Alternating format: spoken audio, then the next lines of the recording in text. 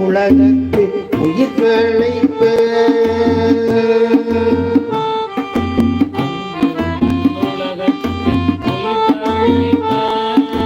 அளவில் இன்பத்து அருள் கருவிருத்தி அளவில் இன்பத்து அருள் கருவிருத்தி திங்கள் தங்கிய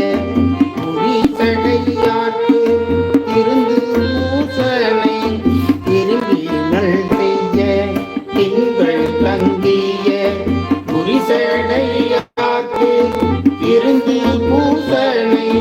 திரும்பினல் செய்ய எங்கும் நடவும்